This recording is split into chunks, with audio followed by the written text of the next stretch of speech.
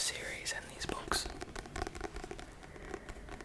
But basically it is about two rival hockey players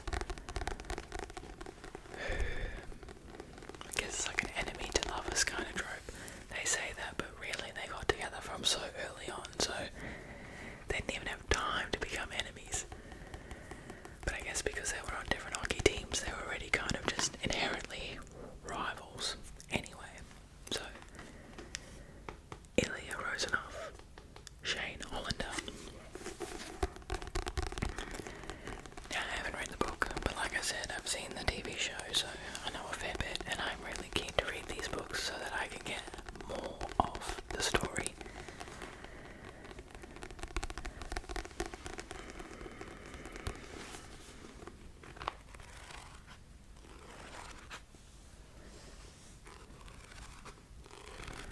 I have recommended the TV show to everybody that would listen. I just think it's so beautiful and an important story to tell.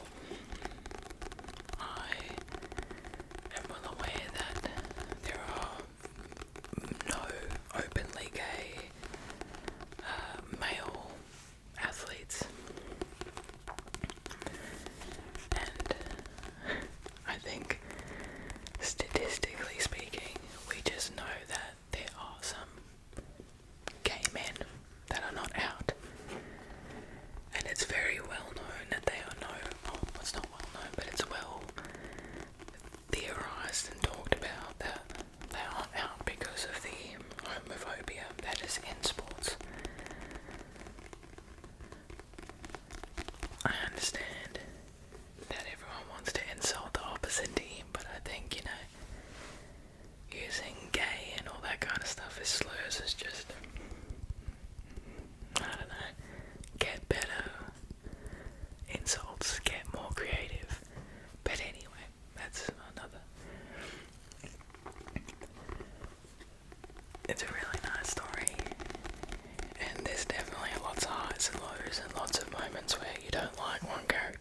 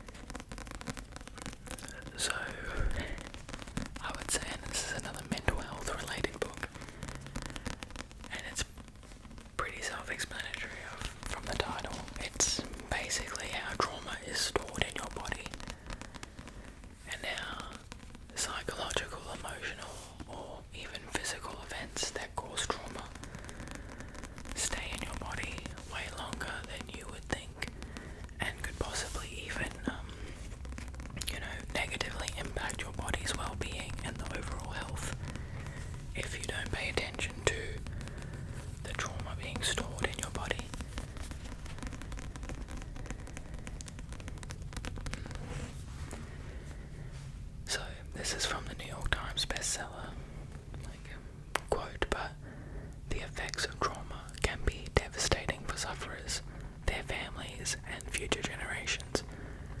Here, one of the world experts on traumatic stress offers a bold new paradigm for treatment, moving away from standard talking and drug therapies and towards an alternative approach that heals the mind, brain, and body.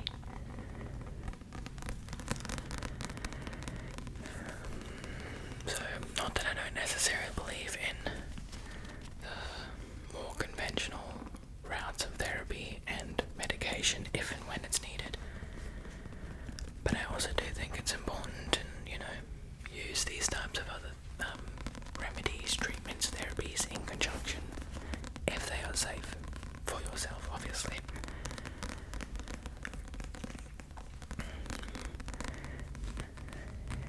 This is a good book that I have read a little bit of, but I got like a free sample of it, so I read like 3 or 4 chapters, and then it was like, alright, $30 to buy the book.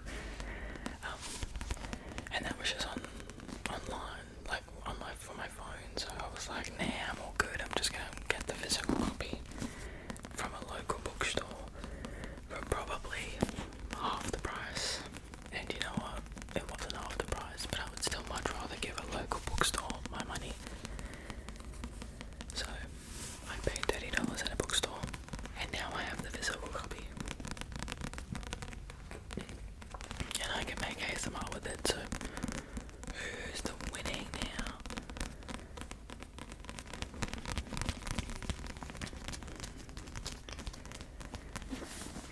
This is another book that I just think will be very beneficial for me in my line of work. Like I haven't said, but I work in crisis support, and trauma is evident in crisis support. So, even if this doesn't help me with anything else, but just gives me new ideas and new ways of thinking about things or approaching things, that would be a win. I think it's incredibly important in lines of work that support vulnerable individuals that even if you think you know best practice, it's probably still really important to always continue learning and teaching yourself different things, even if you don't necessarily agree with them, because things aren't linear like that. And when supporting other people, you kind of have to be able to think just outside of what supports you and what's best for yourself. So obviously this kind of stuff is good to know.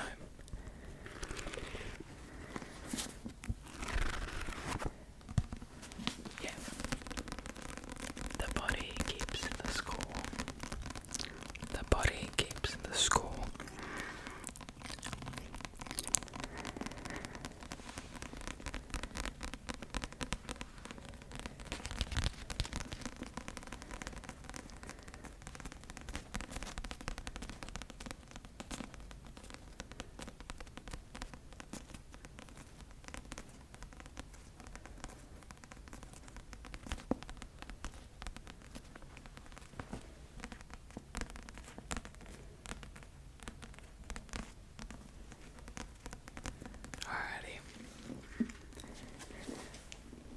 Last but certainly not least is Dave Grohl, the storyteller. Oops, sorry guys. Look at him, slick movo.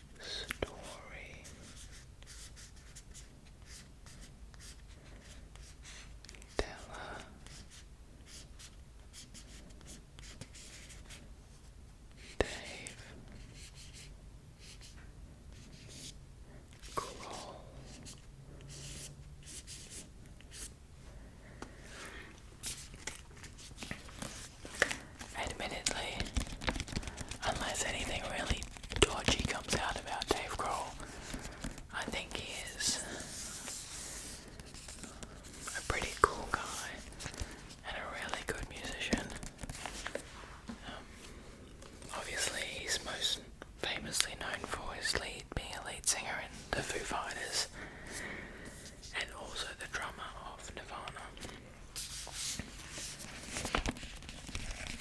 I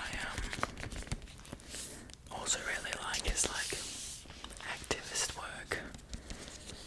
He has spent a lot of time personally helping with food drives and food banks to feed the homeless, and I think that's incredible. Bare minimum really for people, but I think especially when you've got money and, so many different people to keep happy because of this money, you don't see a lot of people actively taking time to go out and help and do these things as just a part of their routine.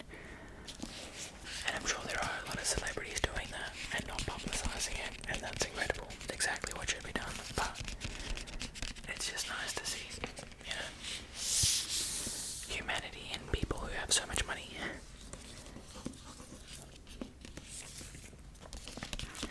Foo Fighters are also one of my favourite bands. I've absolutely loved Foo Fighters for as long as I can remember because my mum and dad were both huge fans. My dad's been in a band as long as I can remember, multiple bands, and he would always play a lot of Foo Fighters. And one of my favourite songs that reminds me of my mum is My Hero. I can't tell her that, otherwise she'll cry, but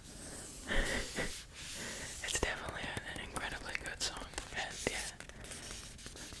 makes me think of her, which is awesome.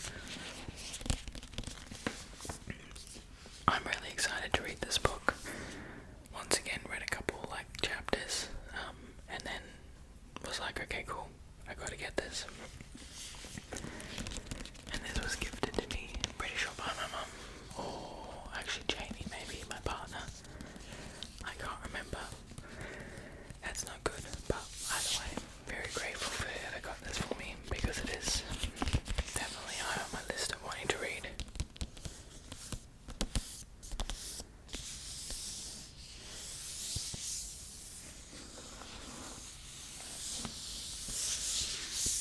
Alright, I'm actually starting to pass out from the heat, so I'm probably going to make this a quick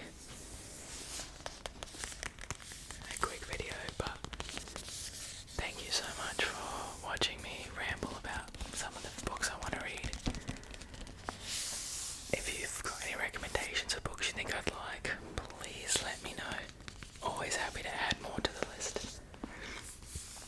Also happy for you to just talk about the books you do like to read. What are your favourite genres? What books have you just read? What's on your to read?